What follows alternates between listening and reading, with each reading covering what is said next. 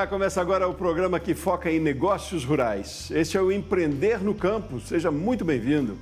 Está aqui conosco hoje Suzana Bernardes, ela é sommelier de cerveja e vai falar um pouco sobre este mercado. Mas antes, vamos conhecer a história da cervejaria Quatro Poderes, uma marca de Brasília que está conquistando os paladares de cervejeiros com bebidas artesanais à base de frutos do Cerrado. Vamos conferir.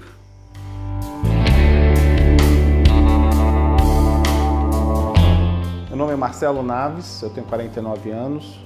Hoje eu sou proprietário e mestre cervejeiro da Quatro Poderes. A gente sempre foi acostumado a tomar cerveja comercial, né? Então, em um certo momento, ali na metade dos anos 2010, 2012, a gente começou a ver a cerveja artesanal e toda essa possibilidade de acesso à informação, ao conhecimento, tornou possível que você, com um pouco de curiosidade, fizesse sua própria cerveja em casa, né?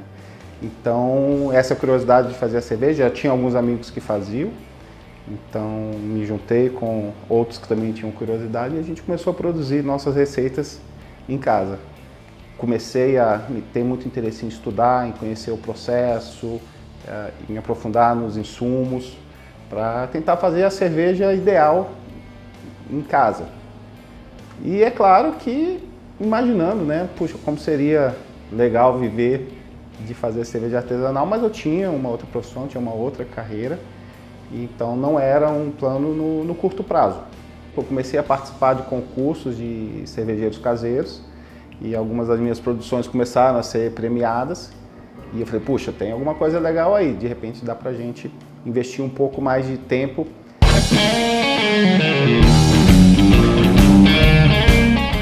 Um grande amigo precisava fazer um kit de final de ano e falou, cara, eu queria fazer uma cerveja para os meus clientes.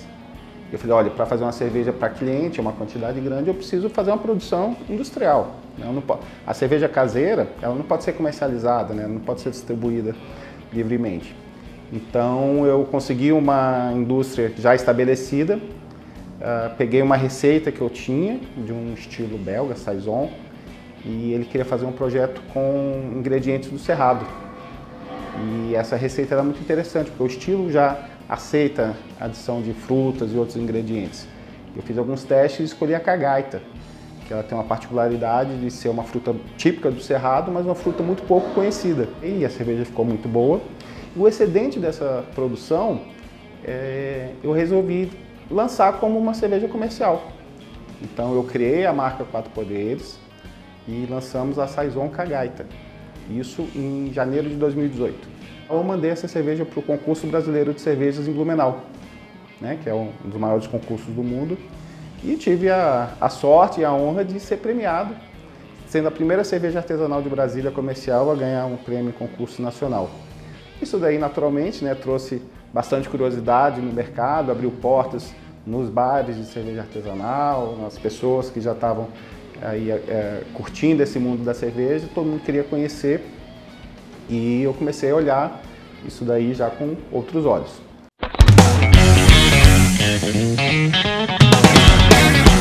Lancei mais um rótulo, que é uma Session IPA, né, aquelas cervejas mais amarguinhas, mas bem leve, e eu novamente pensei no Cerrado como uma possibilidade de trazer um diferencial para a cerveja e conheci um maracujá chamado Pérola do Cerrado. É um maracujá que foi desenvolvido pela Embrapa Cerrados aqui em Brasília, então é um maracujá totalmente nativo. E essa cerveja foi lançada ainda em 2018, participei de um outro concurso, ela foi premiada também. E aí eu comecei a achar que sabia fazer cerveja, e poderia até viver disso. Lancei mais alguns rótulos, sempre produzindo numa fábrica de terceiros, né? E num certo momento, numa transição de carreira, eu tomei a decisão de investir na fábrica própria e realmente desenvolver isso como minha principal atividade. Então, no final de 2019, a fábrica começou a ser montada e ela ficou pronta em março de 2020. Nesse momento eu já tinha 6 rótulos lançados, já tinha várias cervejas planejadas, uma delas era uma cerveja chamada Brasólia, em homenagem aos 60 anos de Brasília, que foi em 2020, que é feita com lúpulos plantados aqui em Brasília. Só que veio a pandemia. A fábrica ficou pronta na semana do lockdown. E todo aquele plano de negócios, né, empreendedor, eu tinha feito o Empretec do Sebrae, né, me planejado, estudado o mercado, estudado o concorrente, feito todo o dever de casa, simplesmente rasga o plano de negócio e agora vamos ver como é que a gente faz para tocar o dia a dia. E foi um aprendizado muito bom, né? Viramos para a venda direta para o cliente final.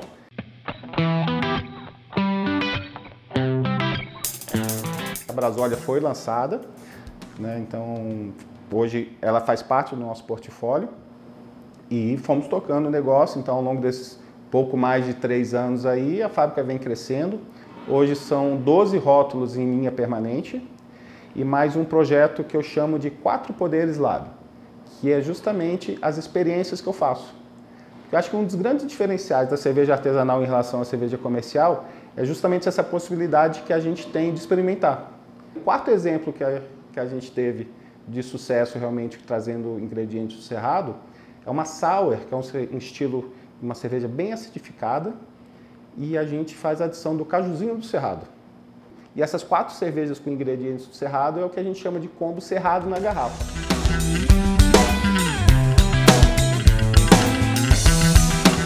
Para produzir uma grande quantidade de cervejas, né, numa estrutura relativamente pequena, é fundamental ter uma boa gestão, né? Porque naturalmente a gente tem estilos de cerveja que tem um volume de venda muito grande e outros que não tem um volume tão grande. E aí um dos pontos principais é a gente cuidar do controle de qualidade na produção, de forma que uma cerveja, mesmo que eu não faça ela todo mês, eu consiga ter ela sempre disponível e sempre com qualidade, que ela possa ser armazenada durante 2, 3 meses e manter a qualidade como se fosse uma cerveja fresca que acabou saindo do tanque. E quando a gente fala dos frutos do Cerrado, é ainda mais importante, porque a maioria deles são sazonais. Essa integração da indústria com o campo ela é fundamental para que eu tenha fornecedores confiáveis na qualidade do produto e na disponibilidade. A gestão financeira, eu que faço. Hoje eu já tenho uma equipe administrativa que me auxilia na parte operacional, mas todas as decisões de investimento, as estratégias de compras, o relacionamento com os fornecedores, tudo isso eu ainda centralizo. Mas cada vez mais eu tenho buscado trazer pessoas para a equipe que possam estar realmente conduzindo esse dia a dia, de forma que ao longo do tempo eu possa estar indo para uma posição mais estratégica.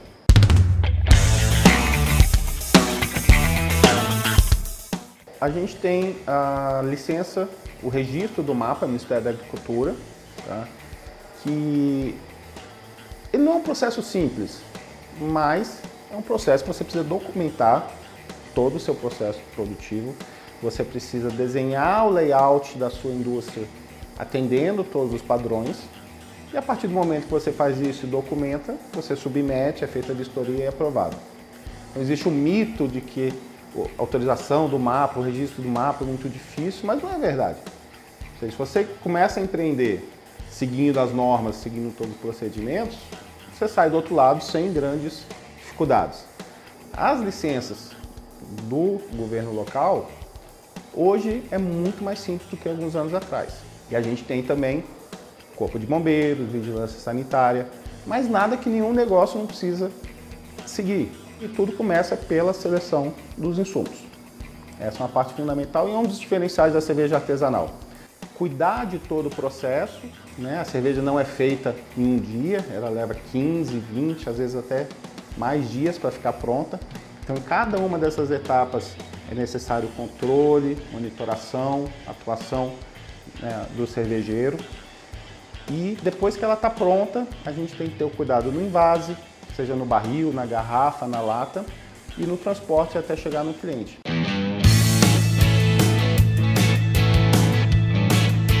Cada estilo de cerveja tem um tempo ideal para o consumo. Então tem cervejas que têm que ser consumidas o mais frescas possíveis, com o menor prazo desde a fabricação.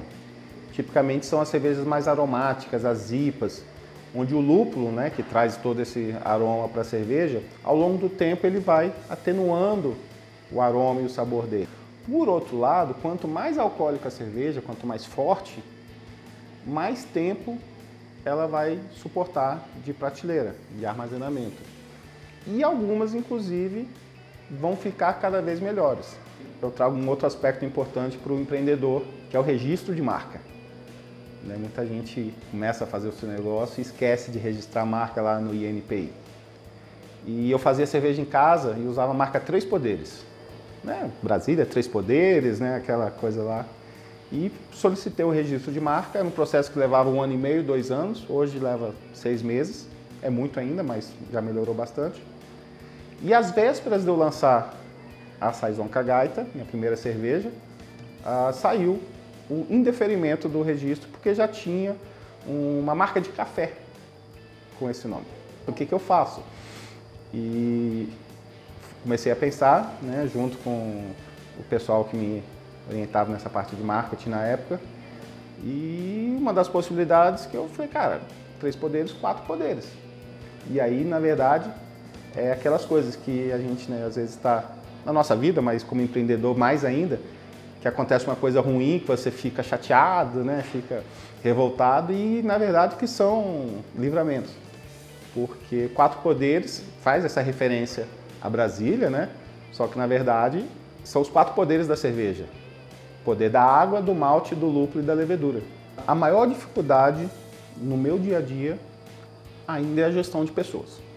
Então hoje eu já consigo ter uma divisão, uma estrutura organizacional bem melhor. Eu acabei de efetivar uma estagiária que ficou comigo durante pouco mais de 1 ano para ficar responsável na parte de supervisão de produção e controle de qualidade. Eu tenho 2 pessoas que cuidam da produção diretamente, eu tenho uma pessoa responsável pela parte de invase, eu tenho uma pessoa responsável pela parte de manutenção da fábrica, e eu tenho 2 motoristas e uma pessoa na área comercial. Então é uma estrutura ainda enxuta, mas que hoje eu já consigo delegar várias das atividades e cada vez mais ir focando na parte mais estratégica. Eu tenho ainda a responsabilidade na parte de marketing, mas tenho uma pessoa, um parceiro terceirizado que me ajuda na parte criativa.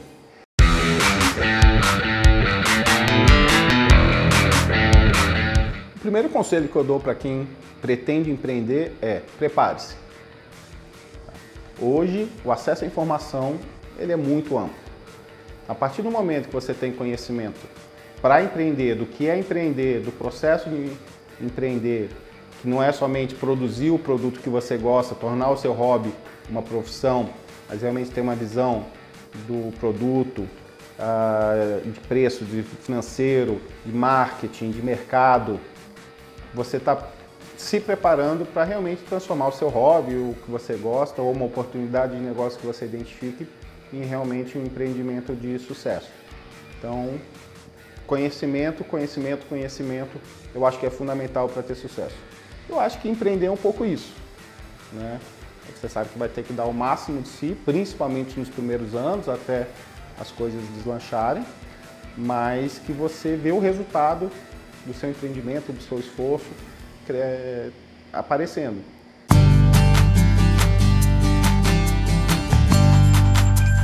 Pois é, muito interessante a história do Marcelo Naves, um hobby que acabou virando um negócio promissor. Vamos fazer um intervalo rapidinho e na sequência a gente vai ampliar mais o conhecimento sobre este mercado em ascensão, que são as cervejarias artesanais. Continue aqui com a gente.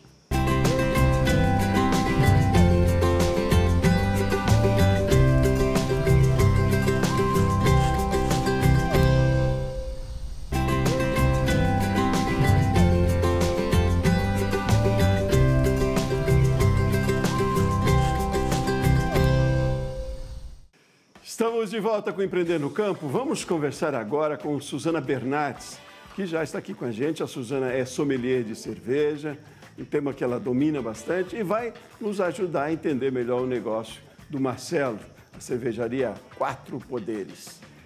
Suzana, seja muito bem-vinda. Muito obrigada, eu que agradeço pelo convite. Ótimo, obrigado a você por aceitar o nosso convite, pela gentileza de compartilhar conhecimento aqui para a gente também. Falando de negócios rurais, a gente tem aí o negócio do Marcelo, um empreendimento que ele trabalha com produtos do Cerrado também. E aí eu queria ver com você de estratégias que o Marcelo usou, além da história que a gente conheceu ali, mas estratégias até o quanto são importantes também nesse segmento, de comunicação, de divulgação, de marketing.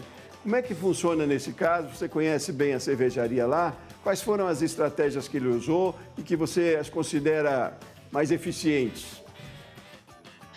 No caso da cervejaria Quatro Poderes, que eu tenho visto do diferencial deles, eles entrarem na parte do mercado que não seja somente de cerveja artesanal, como hamburgueria ou outros estabelecimentos, para incluir a cerveja artesanal para este público, que eu acho que é um diferencial muito grande. E também os eventos, né, que as cervejarias fazem. Neste caso, a Quatro Poderes chegou a fazer um evento no barco, que foi um evento para um público totalmente diferenciado, né? Que foi um passeio no Lago Paranoá com as cervejas Quatro Poderes, que também foi algo inusitado e diferenciado aqui em Brasília, para esse meio de cerveja artesanal. É preciso inovar, né? Sempre, então, está pensando sempre numa ideia nova, para além do produto que já é uma inovação, né? Eles trazem essa identidade do Cerrado, isso tem peso também, é um ativo forte, não é, Suzana? Além dele trazer frutos do Cerrado, ele também, nos rótulos da Quatro Poderes, eles usam muito falas de Brasília ou imagens de Brasília ou coisas que remetem a Brasília e ao Cerrado. Até pelo nome, né? Quatro Poderes. Então, também tem esse diferencial dessa identidade com Brasília. Suzana, e como deve ser a estratégia de marketing nesse caso, né? Eu digo para além das redes sociais, do que a gente está acostumado a fazer, mas é um trabalho muito profissional. Como se dá uma comunicação eficiente nesse caso? Sim, o que a gente vê muito hoje em dia é as pessoas, né, postarem alguma coisa ou falarem da cerveja, mas sem um planejamento. Acho que nessa parte de marketing de influência e marketing nas redes sociais é muito importante fazer um planejamento, você criar um escopo e seguir o planejamento para que para atingir com um objetivo. Por exemplo, você tem que fazer uma ação de alguma cerveja ou de algum lançamento. Então, é importante você ter o escopo, você saber com qual o público que você está falando. Procurar, hoje em dia, as pessoas usam muito os influenciadores, né? Para poder falar. E então você escolher bem o influenciador, o público que ele vai atingir, se está condizente com o que você quer passar com a cerveja ou com o produto, né? Que você quer passar para o público. Então é importante ter esse planejamento da escolha do público e do escopo de saber o que vai ser falado para conseguir atingir melhor, você ter mais eficiência aí no marketing, de você atingir o público que você espera para consumir o seu produto. Uhum. Agora, o consumidor deste mercado, né, desse tipo de produto, é cada vez mais exigente, tem cada vez mais conhecimento também, né, Suzana? E aí, como se dá também a apresentação de um produto como cerveja artesanal, uma cerveja diferenciada? Como é que deve ser isso também? Como funciona no mercado esse tipo de estratégia de apresentação do produto? A pessoa que vai apresentar o produto, seja na rede social ou no estabelecimento, é importante que a pessoa saiba do que ela está falando, que é bom ter aquele pré-treinamento para a pessoa saber, porque como hoje o público conhece bastante de cerveja, hoje a gente tem muito conhecimento. Quando eu comecei lá atrás, em 2014, eu tinha que procurar o conhecimento, procurar no Google, e era difícil, no mercado era escasso a quantidade de cervejas, e hoje a gente viu como está esse crescimento na cena cervejeira. Então é importante a gente também, como é que eu posso dizer, investir no conteúdo, investir no treinamento das pessoas que vão falar da cerveja e apresentar a cerveja para o público. No caso, como sommelier de cervejas, né? A gente trabalha muito nessa parte de serviço. Então, se você vai apresentar para um cliente a cerveja da cervejaria, você tem que contar uma pequena história da cerveja ou falar qual é o estilo, rapidamente ali para o cliente ter uma noção do que ele está bebendo e para ele ter uma experiência melhor. E aí é muito engajamento de equipe, né? É o que você diz, precisa ter muito conhecimento e precisa ir na empresa preparar, então, o pessoal que está à frente nessa relação, né? Porque já é um público bastante específico, não é? É uma clientela quase que nicho, e dentro deste nicho também tem vários elementos que diferenciam, né? Eu digo porque dentro das cervejas artesanais tem vários, eu não sei se a gente chama de categoria exatamente. Como é que funciona isso para a gente fazer entender qual paladar talvez agrade mais o cliente? É um leque muito grande aí de diferença entre paladares e aí ao mesmo tempo de estratégia para se levar para o cliente. Como é que acontece isso? Essa é uma questão. A outra, eu digo, nessa apresentação, conta até algo que a gente talvez não leve em conta, mas até o tipo de copo que se usa. Como é que funciona? A gente chega na parte de serviço. A gente tem vários estilos de cerveja, a gente chama de estilos, que são de escolas diferentes. Por exemplo, a gente tem a escola americana, a gente tem a escola inglesa, a gente tem a escola alemã e a belga. Então, a partir daí, são mais de 100 estilos de cerveja. Então, são vários. Então, para a gente conseguir passar para um cliente que seja leigo no assunto, a gente tem que passar no jeito mais simples possível para falar para ele sobre o estilo da cerveja, se ela vai te trazer dulçor, se ela vai te trazer mais um amargor, ou mais um frutado, ou uma amadeirado. Então, é importante a gente passar, pelo menos, esse resumo para as pessoas saberem o que elas vão esperar daquela bebida. E também existe a diferença do copo. Acho que todo mundo já ouviu falar, né, da questão dos tipos de copo, mas basicamente dos tipos de copo, assim, mesmo que não tenha o estilo próprio do copo certo, ou estilo com a logo do copo, você pode escolher copos que são mais padrões. Por exemplo, se a cerveja ela vai te trazer muitos aromas, uma complexidade de aromas, então você tem que ter um copo com abertura maior para você conseguir ter essa experiência. Já para uma lager, que são as mais comuns, elas pedem mais, é aquela questão da carbonatação, da refrescância. Então você não precisa ter um copo com uma boca mais larga. Você pode pegar um mais estreito para ele poder manter a espuma. Então tem essa questão dos tipos de copos, sim, que eles vão acabar te trazendo uma experiência melhor na hora do consumo da cerveja. E a gente falou de estratégias aí quase que para conquistar o cliente, né? Para quem ainda talvez não conheça e aí pelo paladar vai se identificando mais com estilo, como você falou, né? E que estratégias existem também, o que se pode fazer, e talvez o Marcelo faça lá e você conheça bem, de fidelização desse cliente também. Como se mantém a fidelização num cliente de cerveja diferenciada? Eu vou te falar que o público de cervejas artesanais, eles não são muito fiéis, porque o público ele gosta muito de experimentar coisas novas. Temos aquele público mais padrão que, por exemplo, eu gosto só de lager, que que são as cervejas mainstream, né? Que a maioria, elas são todas lagers, então elas são mais fáceis de beber. E aí tem o público da cerveja artesanal, eles vão procurar lagers de todas as cervejarias para eles verem qual que eles gostam mais, qual que vai ter no momento. Então, assim, a gente tem esse desafio com o público da cerveja artesanal em si, por conta de o público sempre quer provar coisas novas. Então, eu acho que nessa linha de você ter produtos diferenciados e produtos únicos, eu acho que pode te trazer mais o público e ter mais essa fidelidade. No caso da cervejaria do Case, o Naves ele usa muito produtos do Cerrado, frutos do Cerrado. Então ele traz essa coisa se não me engano, da cagaita. Eu não lembro quais as outras frutas que ele usou, mas são frutas diferenciadas que vai atrair o público para essa questão da experiência com frutos do Cerrado.